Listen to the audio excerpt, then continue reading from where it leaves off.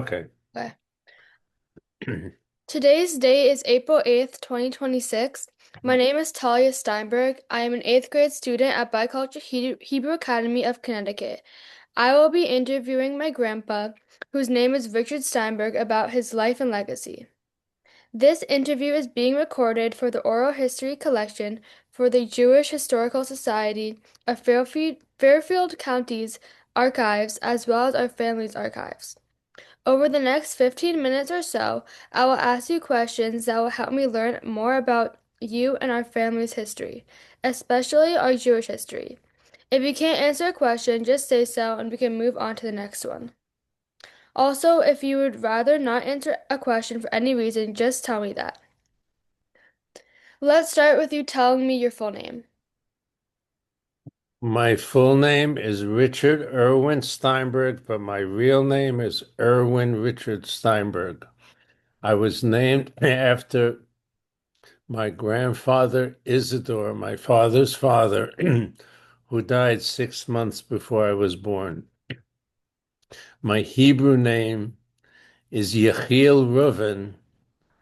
Yechiel is from Ezekiel, which was my grandfather's name, I believe, and Reuven was started with an R, was named for Richard, and my name Richard came from a song that my mother liked on the radio called Open the Door, Richard.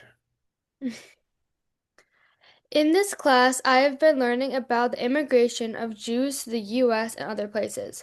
Do you know where your parents or family immigrated from? Yes. As we went over before, my four grandparents, my father's parents were Rose and Isidore. Rose was born in the United States. Isidore came from the Ukraine. Was a town called Balta, which is near modern day Moldova. Um,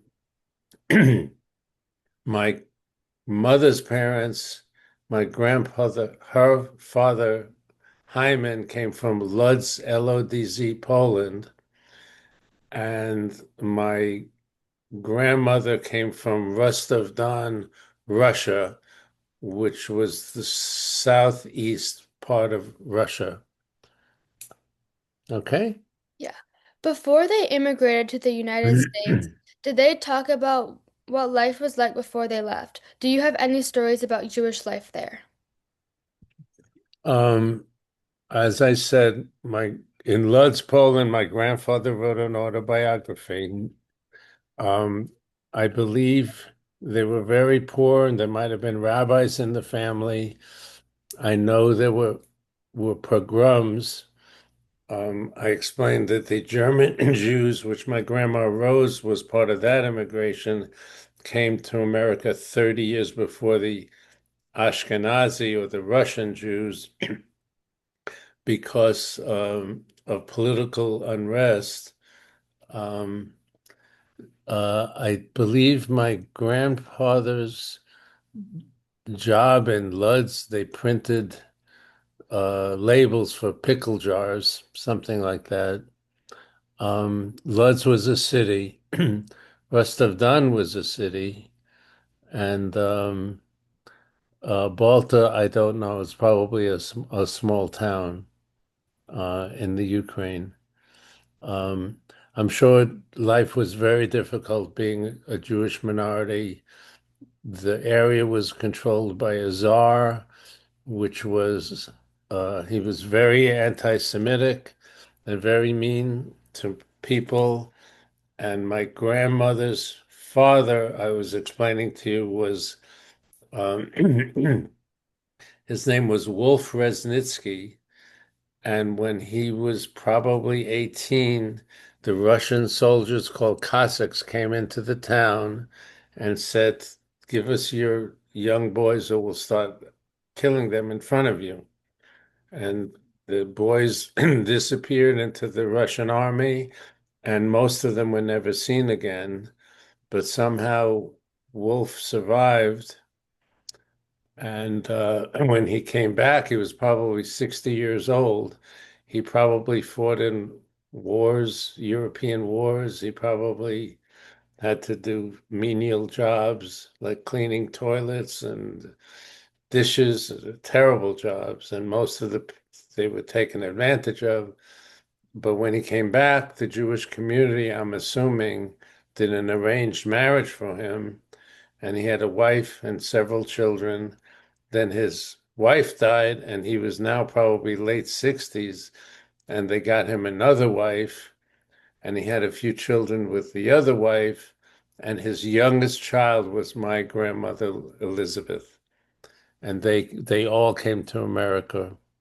Um, Most of them left from Bremen or Liverpool, England. Somehow they got there with their little resources, and relatives in America probably sent money to help them emigrate. Okay. Yes. Did your parents or anyone in your family experience or were they affected by the Holocaust? Uh, um, Actually, yes, I forgot, and the previous thing I've left some things out. Um, any Jew left in Europe, their life was in danger. Depending on how far Germany went into Russia, my Grandma Liz's relatives, if they stayed in Russia, Germany never took Rostov Don. There were huge battles there. But in Poland, 90 or 100% of the Jews were killed. It was near Warsaw. That was the worst. They all were killed and went to concentration camps. I do remember my mother telling me that some relative escaped somehow, and they had a relative sleeping on their couch in Brooklyn, and she said he never wore clothes because he was traumatized so badly in the concentration camps. He was in their house, and they probably didn't clothe him or feed them in the concentration camps, and they brought relatives to any relative they could. So we did save somebody somehow. I don't know how they got him out, but any relative left in Poland was probably killed. Um, Ukraine, the Ukrainians and the Nazis killed Jewish people, but most of the Steinberg family, I believe, got out before World War One, I think. Okay. Can you tell me anything about our family's immigration to the United States? Who came over? About when did they come over? Do you know why they left? Where did they enter the country? Where did they first settle, if you know? What was it like there? Um, my grandma Rose was born here. She lived in New York. My grandpa Jaime came over, I think about 1910 with his father. They had a very hard time. They came to the Lower East Side of New York and supported themselves and brought other relatives over by selling penny candies to New York City public school kids from a push cart, and then they were doing okay. So their relative who had a push cart across the street hired gangsters to beat them up because they were taking their candy business away from them. That's how bad it was when they got here. And my great grandpa, I know someone tried to rob him, and he had a fight for his life, and he actually bit someone's finger off, according to my grandfather's autobiography. They had a very hard time of it. Um, my grandpa Isidore's family was on the Lower East Side on Delancey Street. They had a house and a business with several children lived together there, right near the Williamsburg Bridge. And what I didn't tell you before is the Williamsburg Bridge was called the Jew Bridge because all the Jews from the Lower East Side moved to Brooklyn then. And my mother was actually born a few blocks from the Williamsburg Bridge on the kitchen table. She didn't even go to the doctor. She was born on the kitchen table a few blocks from the bridge in 1924. So times times were very hard for them. But they all settled in New York City. This is great background. Thank you. Now I would like you to take out the items that you brought to talk about today. So we have photos. Um, Please tell me about the photograph. Where and when was it taken? I have the photograph I showed you because we're in Florida now. Some of the things we have are in Connecticut. I have my grandmother's cooking bowl and chopping block. Yes, with cousin Ron is holding. She was a great cook. She had great energy and she loved doing family. She used to give us matzo ball soup, noodle soup, chopped liver, stuffed cabbage. She was a great cook. And we had seders at her house and great family gatherings.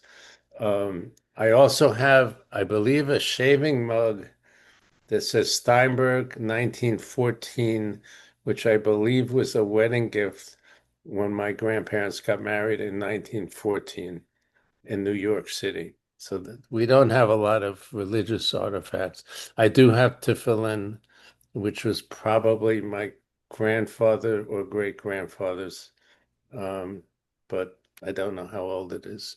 We do have a few things. Um, so I don't know. Um, That's probably a 70 or 80-year-old wooden bowl, I'm guessing. Not sure. Okay. Now I would like to ask a few questions about your life growing up. Where did you grow up and who lived with you while growing up? Um, I I grew up in South Brooklyn and South Queens, always near the beaches and the ocean. Um, when I was born, World War II had just ended, and I actually lived in Army barracks that was on the ocean in Manhattan Beach, Brooklyn. I remember some of my earliest memories. I must have been two or three. And my grandparents and my mother lived in Bensonhurst. And when I was two, my Uncle Davy came back from the Korean War, and I do remember the big welcome party for him. So I have memories of that. I was probably three. Then we moved to the city projects, and there was probably 80 or 90% Jewish community.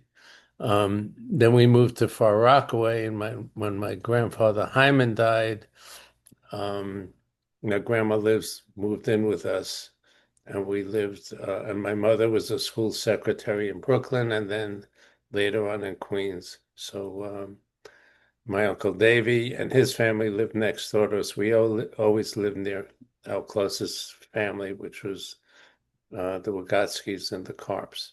Steinbergs lived in New York too, but in several places. We weren't as close with them. Okay. What was life like? Tell me something about your school life. Your favorite teacher or favorite subject? Oh, we didn't go over the pictures, the pictures of the family, remember? Here. Yeah. The two oldest family pictures which you're holding, that's that's my grandma Rose's family. That's her father and mother. The father sitting down, and that's her it's one. Hold it steady. Move it over a little bit. The Move it over. cameras Okay. on me. Um, no, I can't see. I can't see. Okay. Grandma, move it over to your right. A little your I'm right. not moving. The camera's moving. That's not me. Oh, oh, I can't change that. oh, I can't see. Well, Grandma Rose is all the way on the right. That's my grandma.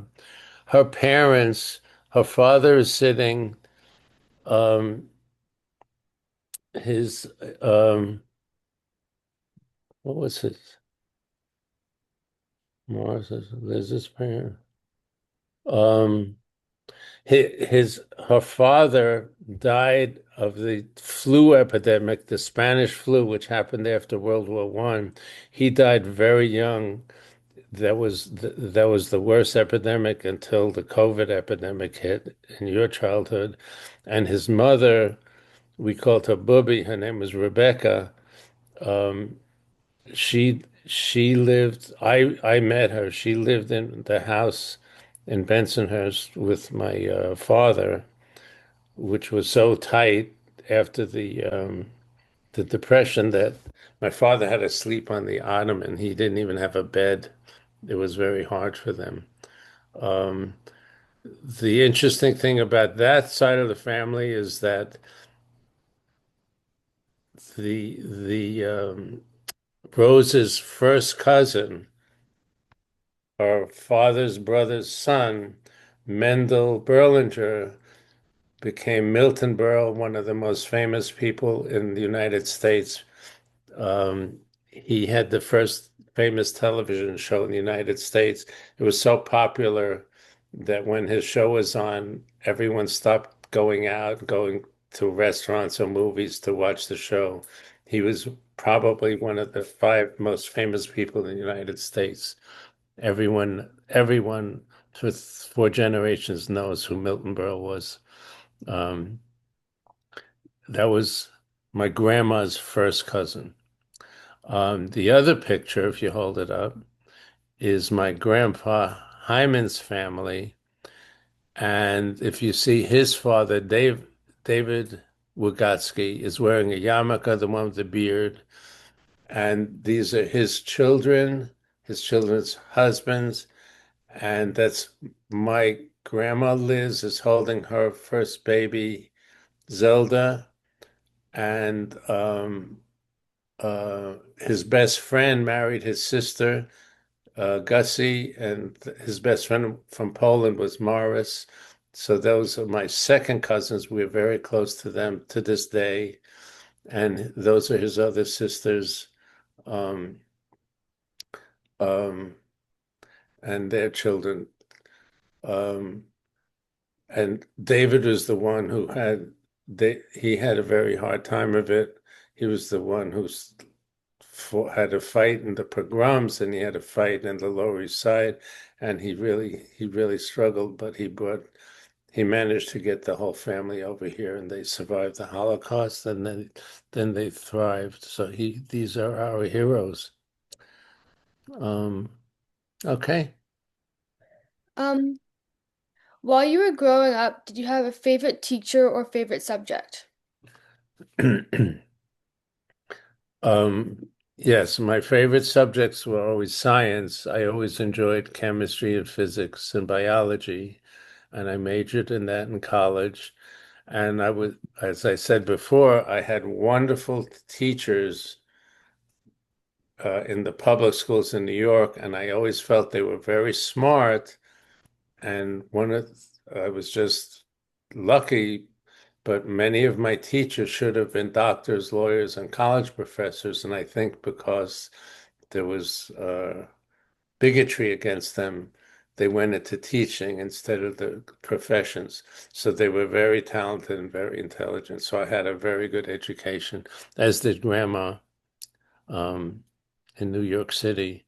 And then my best teachers were when I became a dentist and orthodontist, um, I had some of the most famous people in the world in my profession who I was close to. They were great teachers, great people. Um, when you were a teenager, did you go to synagogue a lot and did you have a bar mitzvah? We were not religious, but I did go to Hebrew school for I think 4 years after school, and I did have a bar mitzvah, and it was wonderful. But we were called war babies after World War II. We were the baby boomers. There were so many of us that my bar mitzvah included three people. We all had a bar mitzvah the same day in the same synagogue, and we all did the whole Haftorah, and it was a very long service.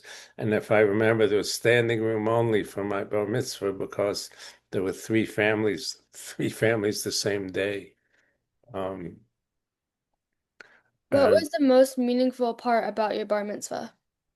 We were very poor, so because my grandpa Jaime, the family tradition meant so much to him, he helped pay for my bar mitzvah. We had a big party, and we couldn't afford it, so I think he paid for half of it, and he was a printer. He printed these wonderful invitations. I was so proud of them. And he invited all his friends and relatives that he could. And we had a band and hors d'oeuvres and a big meal. It was a wonderful event. And we were so poor that any people used to give money for bar mitzvah presents. Any money I got, I had to give back to my parents to pay for the party. But it meant so much to them to have a bar mitzvah for me that even though we couldn't afford it, we did it first class all the way. I remember my mother bought this beautiful dress and tuxedos. It was a great thing. My bar mitzvah was great. Um, I remember it was on Kings Highway in Brooklyn somewhere, and I have a lot of pictures from my bar mitzvah left. Um, Um, Now I would like you to pick your favorite Jewish holiday and describe how you and your family celebrated it when you were a child. My favorite holiday has always been Passover. We always have great family services and great food, even if there were always kids in high chairs. The traffic in New York City when the Jewish people live in the same neighborhood, so the traffic into the Jewish neighborhoods was horrendous. Many times people would get to the Seder 3 hours late, or the same thing for the Rosh Hashanah Yom Kippur. The, it was really very very crowded. Not Yom Kippur because they were there already, but Passover had the worst traffic of the year in Jewish neighborhoods. Um, and one thing, as a family tradition, my grandfather always hid the afikoman under the tablecloth next to his plate to his right. And when you were growing up and when Dad and Josh were growing up, I always hid the afikoman in the same place. That might be a 200-year family tradition of what we did on Passover. But I always loved the holidays and the talking about the four sons and all of Jewish traditions and meaningful ways of raising children and our path to freedom. Uh, it's probably one of the oldest holidays in the history of modern people. It's probably 4,000, probably 3,000-year old story. So I enjoy that a lot. Did anyone in your family serve in the military? Um, yes, my father served in the military he worked at the Pentagon 1 year, I believe, when they first built the Pentagon. And then when World War II started after Pearl Harbor, he was he was stateside for 4 years, and he was very lucky, very lucky. He actually enjoyed himself during World War II because he was stationed in Miami Beach and Birmingham, Alabama. He was a general. He was in an army intelligence, and he was a secretary to a general. And then they called him to go overseas after the European war ended. And at that point, he was in for 5 years, and he wanted to go home and get married and start a family. And they were sending him to France. My my uncle um, my uncle Marty was in France waiting for him at the airport to arrive. This was after the European war ended to be an occupying force. And it was raining, so his plane flight to France was delayed. So he went to get a haircut. And when he was in the barber shop, next to him was one of the generals he served under. And they said, "Jack, you going home?" He said, "No, they're sending me to France." And the general said, do you want to go? And my father said, hell no. I've been in for 5 years. So the general said, come here, I'll sign you out. And that day they sent him home, and within a week he was married. Um, my uncle Davy fought in, he was in many battles. He was in Korea, and one of my earliest memories, I must have been 3, was the huge party my grandparents threw in Bensonhurst for welcoming him home after fighting a Korea. I think he was awarded 2 combat medals.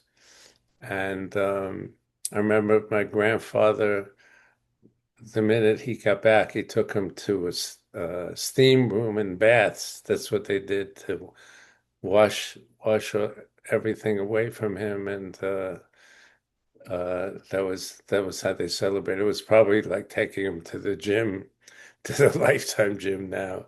They had saunas and steam rooms and baths, but that's what he did. I remember when he came back from Korea. Um, but I didn't tell you before, our cousin Joey fought in France. He was an engineer, and he went AWOL when we liberated Paris. He went AWOL to see if his uncle was still alive.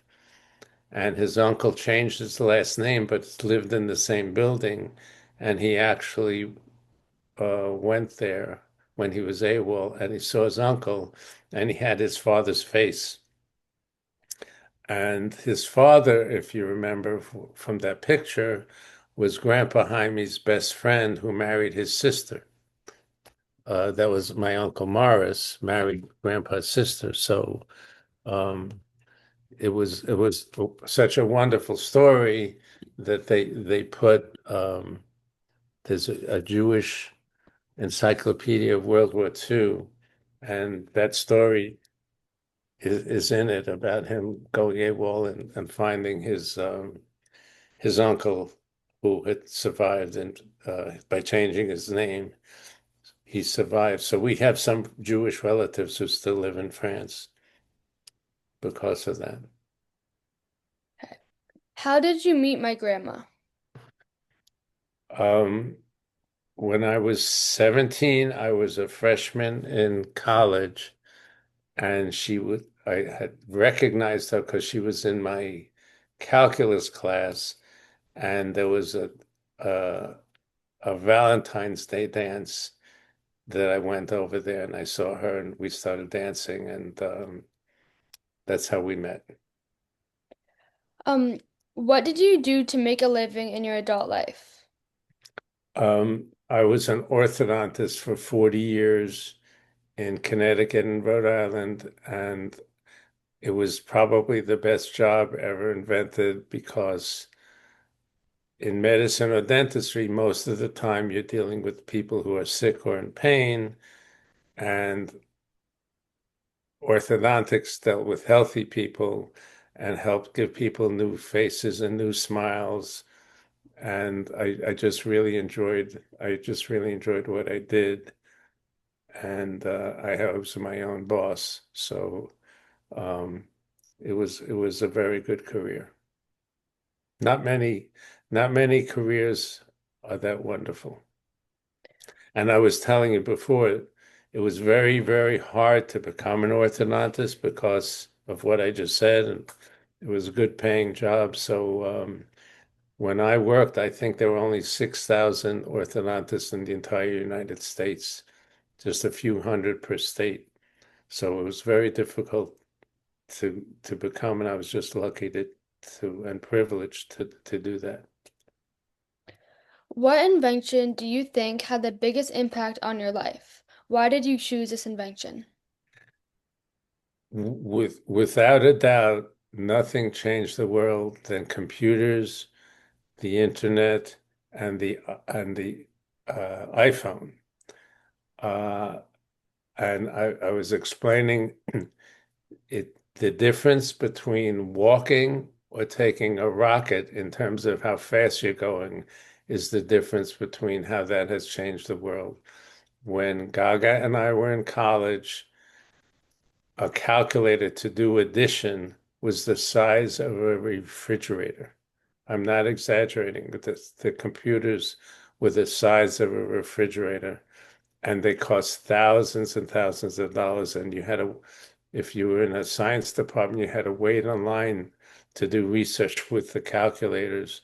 Um, we used something called a slide rule to do math that it was about a foot long. They probably are classic items. I still had a few in every science class. It was a shortcut to do very big math problems with a lot of zeros. Mhm. And now it's in your pocket and it does it before you blink your eye, it gives you the right answer. And to be able to make phone calls and to have information available to you, it's just changed the world. It's a fantastic tool. There's pros and cons to it, but it's changed the world faster than anyone could imagine. We are now going to wrap up with one more question. What advice do you have for future generations like me? The best advice I can give you is don't let anyone tell you you can't do something and never give up. And when I was in college, my my college advisors, these were very bright PhD professors with 30, 40 years experience, told me I could never become a dentist and never get into dental school. And thank God I didn't listen to them. Um, you just keep trying, do the best you can, and usually things eventually go your way. So never give up. Okay, Okay? thank you. Okay. I enjoy this and it's a honor and privilege to do this. I hope it helped. And if you really have extra time, read Grandpa Jaime's autobiography. It's in Ask Daddy where it's in the house somewhere. It's fantastic. Okay? Okay. Okay.